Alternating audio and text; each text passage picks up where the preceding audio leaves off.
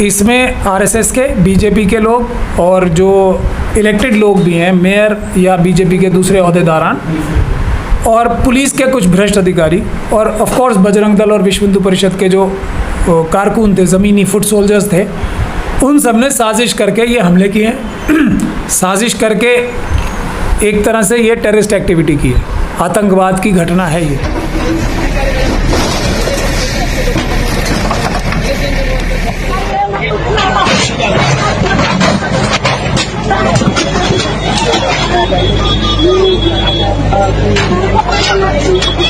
पाकिस्तान और चाइना के साथ मिलकर मुल्क को कमज़ोर करने के लिए आरएसएस और मनुवादी मानसिकता के लोग मजहबी बुनियाद पे और कास्ट की बुनियाद पे आपस में वायलेंस करवा रहे हैं मुल्क में हमारे।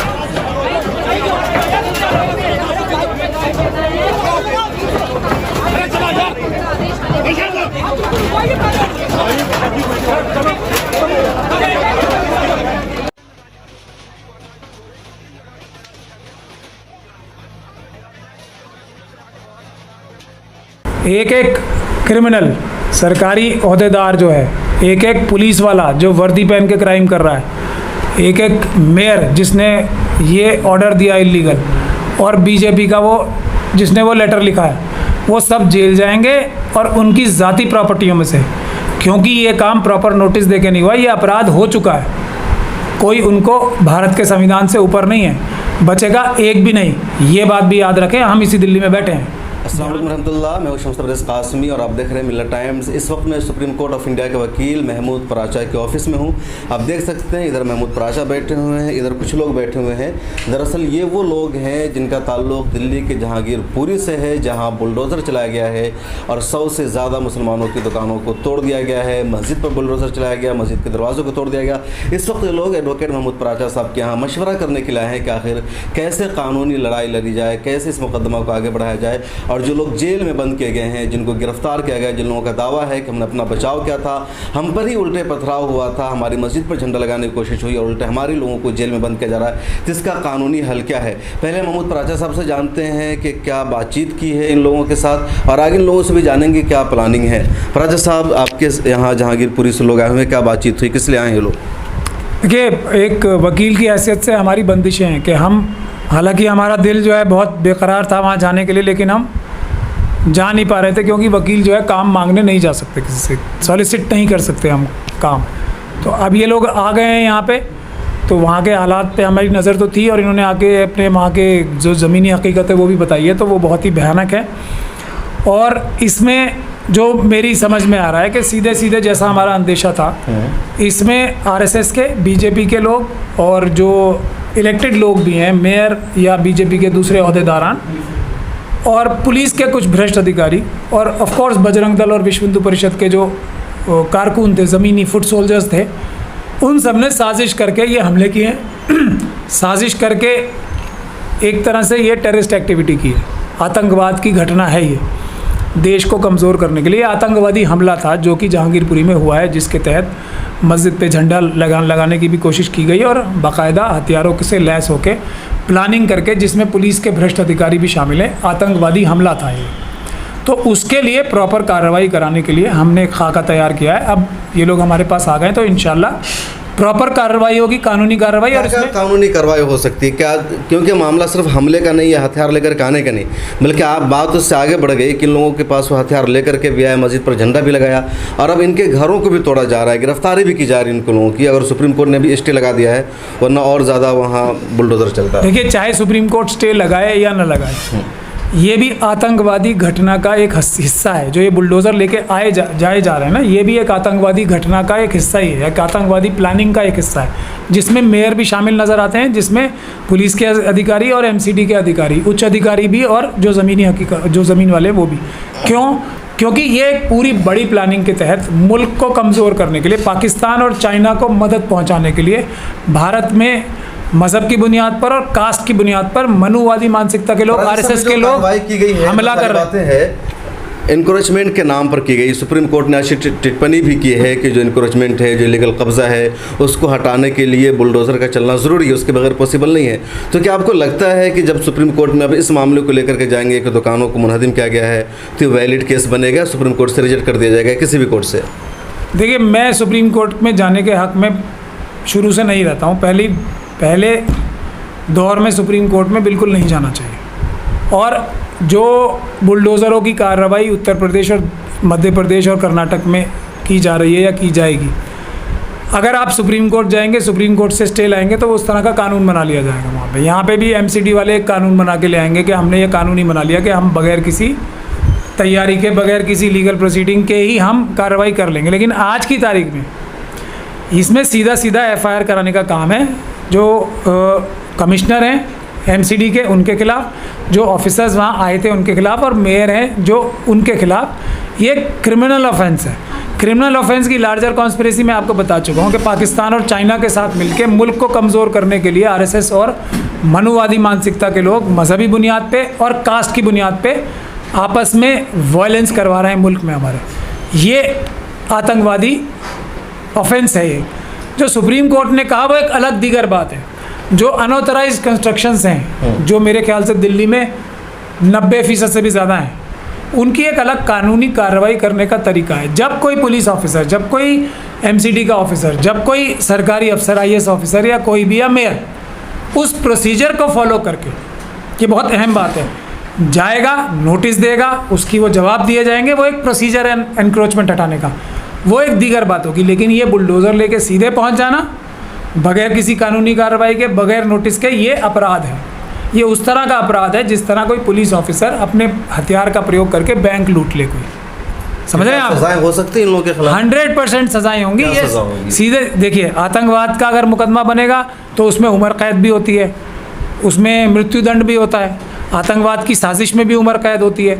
आतंकवाद के लिए जो आरएसएस और बजरंग दल के लोगों को रिक्रूट किया गया है, वो मेंबरशिप ड्राइव के लिए भी उम्र कैद तक की सज़ा है। तो ये सब सज़ाएं हैं। लेकिन अगर सिंपलिसिटर ये देखा जाए, किसी का घर तोड़ दिया, ये भी एक अपराध होता है। घर तोड़ना, किसी के घर पे हमला करके उसका घर तोड़ना, वहाँ से सामान भी ज़ाहिर बात है कुछ ना कुछ गायब ले ही गए होंगे वो उठा के, तो वो लूटने का भी केस बनता है। तो ये सब केसेस तो कमिश्नर जो हैं एमसीडी के, वहाँ नॉर्थ दिल्ली के जो मेयर हैं, जो उनके ऊपर भी बनता है, और जो दूसरे अधिकारी हैं उनके ऊपर ये तो कम से कम मुकदमा बनता ही है।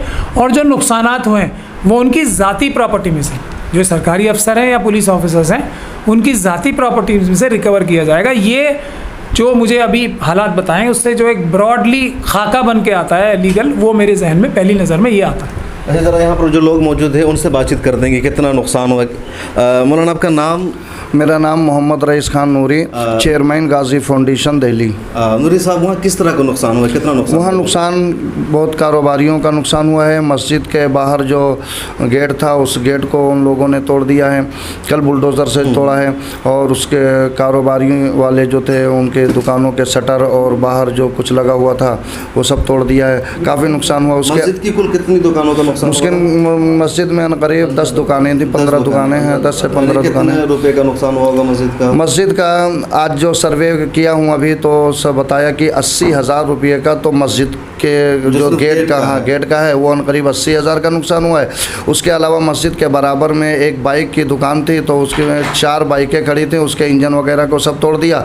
कम से कम 1 लाख रुपया वो बाइक वाले का नुकसान किया है। उसके अलावा एक होटल था, तो होटल में कम से कम 20,000 का नुकसान हुआ है। करीब मस्जिद के अंदर जो 15 दुकानें थीं, उन मस्जिद के दुकानों का नुकसान कम से कम 5 लाख रुपये का हुआ है, और 80,000 रुपया तो गेट का। बुलडोजर लेकर के आए थे, वो तो सामान हटाने का मौका नहीं दिया था कि सामान खाली कर लो, ना नोटिस दिया है, ना बताया है, और ना कुछ कहा है। वो जैसे कि अभी वकील साहब ने बताया है कि बिल्कुल आतंकवादी घटना की तरह उन लोगों ने अंजाम दिया है, अचानक आ करके और तुरंत बुलडोज़र चला देना, किसी को कुछ नहीं बताया। जो होटल चाय की दुकान चलाते थे, जो ढाबली वगैरह रख रखे थे, उनको वैसे ही पलट दिया, उठा ले गए, पूरी दुकान की दुकान उठा ले गए। चाय भी उन्होंने नहीं उठाने दिया? हाँ, चाय भी उठाने नहीं दिया, वो सब वैसे ही जो है पलटो। आपका क्या नाम है? हमारा नाम मोहम्मद साबिर। वहाँ कितनी दुकानों का नुकसान हुआ है? वहाँ तो वही तकरीबन 15-20-10 दुकान। तो मस्जिद कोई और लोगों का? और दुकान तो हमारे लाइन में अभी किसी की नहीं हुई है, और तो मस्जिद की जितनी दुकानें थी मस्जिद की सिर्फ बात कर रहे हैं। और दुकानें नुकसान हुई हैं कम से कम 100-150, क्योंकि जो मंदिर है काली मंदिर जिसका नाम है, वो काली मंदिर से लेकर के और कुशल सिनेमा चौक तक जितनी दुकानें थीं वो सारी दुकानें तोड़ी गई हैं। आगे का जो पौष था वो सब तोड़ दिया गया है। वो दुकानें कम से कम 100 दुकानें रही सारी होंगी। मुसलमानों की दुकानें थी? नहीं, उसमें 3-4 दुकानें हिंदुओं की थी। मतलब सिर्फ 3-4? हाँ, 3-4 दुकानें। जो जूस की दुकान थी जो पहले से थी, वो जूस की दुकानें जो थी वो हिंदुओं की थी। वही मैं अभी वकील साहब से मशवरा करने के लिए आप लोगों के ज़रिए, भाई साहब थे हमारे, इनके ज़रिए मैं आया था वकील साहब के ज़रिए, और मैंने यही कहा कि वकील साहब क्या करना चाहिए कि हम आह भी करते हैं तो हो जाते हैं बदनाम, और वो कत्ल भी करते हैं तो चर्चा नहीं होता, तो आखिर उसका रास्ता क्या निकाला जाए। वकील लॉयर से सुप्रीम कोर्ट में मामला चल रहा है, तो महमूद पराचा साहब क्या क्यों आए स्पेशली? तो आपसे मशवरा लेने के लिए आए कि जब जो है मुझे वही वकील हैं, आप तजुर्बेकार हैं, हम लोगों से, तमाम मिल्लत से, वतन से आपको दर्द है, मुल्क से दर्द है, तो जिसको दर्द होता है वो यकीनन में दिल लगा के काम करता है। और आपसे मुलाकात हमारी पहली हुई है वकील साहब से, मगर आपका नाम मेरे दिल में घिरा हुआ था। मैं जानता था, आपका चर्चा सुनता था कि आपको मिल्लत से दर्द है, वतन से दर्द है। इसी दर्द को लेकर के मैं आपके सामने चला आया। आपके पास आएंगे। आपका क्या नाम है मैडम? एडवोकेट फातिमा खान, मैं उनके साथ आई हूँ। अच्छा, आप वहाँ से साथ में आए, तो आपने अब तक कहाँ देखा वहाँ? एक्चुअली मैंने वहाँ नहीं देखा, पर्सनली देखा नहीं, गई नहीं हूँ मैंने। ऐसी वीडियो, ऐसी आप ही लोग मीडिया के थ्रू देखा, जो भी देखा आपने जो कुछ देखा है जी। अच्छा, ये बताइए मुझे, एक तो रोड का जो एरिया था जिसको मुनहदिम किया गया, बुलडोजर चलाएगा, जो इलीगल कहा जा रहा है, जो जहांगीरपुरी जो कॉलोनी है जिसको बसाया गया था इंदिरा गांधी के ज़माने में, तो क्या वो भी इलीगल है या उसके बाज़ाब्ता कागजात मौजूद हैं? नहीं, उसके कागजात तो मौजूद हैं, मगर ये जो दुकानों के आगे जो बाहर तोड़ा है तो ये गैर कानूनी था। उस पर कभी कभी 2 साल 4 साल में कॉलोनी पर तो किसी तरह बुलडोजर चलने का कोई इम्कान नहीं? कोई इम्कान नहीं है, कोई इम्कान नहीं है, उसमें कोई खतरा नहीं? नहीं, उसमें कोई वो खतरा 2 साल 4 साल के बाद वो बुलडोजर उधर आते थे और नाला वाला साफ करने के लिए। कोर्ट में जो कहा गया कि 2 हफ्ते का स्टे लगाया गया, मतलब जो जितना उनको तोड़ना था उन्होंने तोड़ दिया। हाँ, तोड़ने की हाँ, नहीं रहेगी, कोई तोड़ने की ज़रूरत नहीं है। आपका क्या नाम है? मेरा नाम नूरुल्लाह है, सैयद मोहम्मद नूरुल्लाह। मैं दिल्ली का सदर हूँ, राष्ट्रीय उलमा काउंसिल का। अच्छा, राष्ट्रीय उलमा काउंसिल के सदर है। मोहम्मद शादी के पार्टी शादी साहब थे, उनका हुक्म हुआ था, परसों उनका फ़ोन आया था कि आप पराचा साहब के मिल के और जो मुतासरीन हैं उनको मिला दीजिए और ताकि वो वहाँ लाइए। तो मैंने परसों ही बात किया था, तो इत्तेफाक से आपसे मुलाकात मेरी तो नहीं हुई थी, लेकिन फ़ोन पे बात हो गई थी। और उसके बाद मैंने कल पराचा साहब से बात किया था। पराचा साहब ने कहा कि हाँ, उनको लेके आइए, तो आज हम लेके आए इनको, इन लोगों को। देखिए, वहाँ पे मेन जो चीज़ है वो ये है कि सीधे इन लोगों का घर तोड़ा गया। पहले तो वो घर में दुकान को तोड़ा गया, घर नहीं, घर भी तोड़े हैं उसमें सारा। घर जो तोड़े हैं, जैसे जो रोड पे रहते थे, जैसे चाय वगैरह के बना करके जो लोग रहते थे, हाँ, घर भी टूटे हैं, दुकानें भी टूटी हैं। ऐसे कितने मकानात हैं? वो कम से कम 10-12। अच्छा, 10 ऐसे मकान। सीधे जो है आरएसएस का जो एजेंडा है वो मैसेज ये देना है मुसलमानों को कि देखो, हम पहले तुम्हारा जो है शोभा यात्रा निकालेंगे, अगर उस पर भी कुछ नहीं होगा तो हम तुम्हारे बुलडोज़र चलाएंगे। तो यहाँ पे जब देखा कि उन्होंने सिर्फ पथराव हुआ, कुछ हुआ नहीं, आग नहीं लगाए, मार काट नहीं हुई, तो अब बुलडोज़र का सहारा लिया जा रहा। तो महमूद पराचा साहब के चैम्बर में मौजूद है यहाँ जहांगीरपुरी वायलेंस के जो मुतासरीन हैं वो आए हैं कि कैसे कानूनी लड़ाई लड़ना, जिन लोगों ने हमारे घरों को तोड़ा, दुकानों को तोड़ा, हम पर पथराव भी किया, मस्जिद की बेहरमती की और उल्टे गिरफ्तारी भी की जा रही है, कैसे उनके खिलाफ एक्शन लिया जाए। क्योंकि हिंदुस्तान में जितना कुछ भी मुसलमानों के साथ हो जाए, देश के मुसलमानों को यहाँ के आइन पर, दस्तूर पर, अदालत पर भरोसा था, है और आइंदा भी रहेगा। इसी भरोसे की बुनियाद पर ये कानूनी लड़ाई लड़ना चाहते हैं। सुप्रीम कोर्ट ने भी स्टे लगाया हुआ, लेकिन जैसा कि लोगों से बातचीत हुई कि बुलडोज़र को जितना नुकसान करना था उतना हो चुका है, मज़ीद किसी निदामी कार्रवाई की ज़रूरत नहीं रहेगी। यह मसला अहम ये रह गया है कि कैसे लोगों को सज़ा दिलानी है। महमूद पराचा साहब कुछ और कहना चाहते हैं? जी पराचा साहब। मैं यही नहीं, ये अभी शुरुआत है। एक क्रिमिनल सरकारी ओहदेदार जो है, एक पुलिस वाला जो वर्दी पहन के क्राइम कर रहा है, एक मेयर जिसने ये ऑर्डर दिया इलीगल, और बीजेपी का वो जिसने वो लेटर लिखा है, वो सब जेल जाएंगे और उनकी ज़ाती प्रॉपर्टियों में से, क्योंकि ये काम प्रॉपर नोटिस देके नहीं हुआ, ये अपराध हो चुका है। कोई उनको भारत के संविधान से ऊपर नहीं है, बचेगा एक भी नहीं।